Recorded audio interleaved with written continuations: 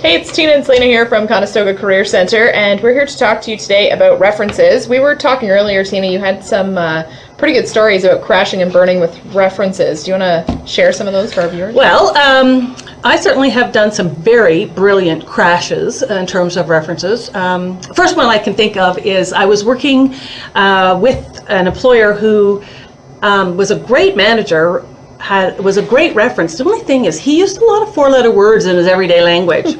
I didn't think about that. So when my prospective new employer called, he talked about me with a lot of four-letter words, and I'm not sure I necessarily wanted my new employer to think of me with that kind of language. Yeah.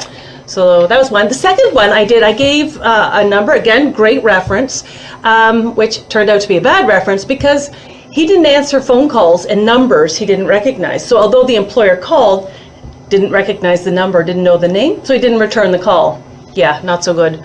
My last crash and burn, which is my favorite, I gave, again, there was an office I worked in, and I gave the office number and the name of the person who was my reference.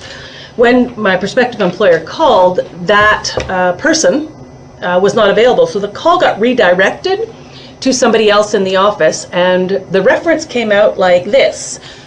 Tina, well, I find her cold, distant, and unfeeling, which is kind of harsh given that I was going for a counselor role. Yeah, so, I don't know that I would want a cold and unfeeling counselor. Yeah, so there's my three crashes. So now I pay a lot of attention to my references, and I do a lot of prep so that I don't have that anymore. Perfect. So if you guys out there want any more information on buffing up that reference list, give us a call at Conestoga Career Centre. Tine or Selina, your next career starts here.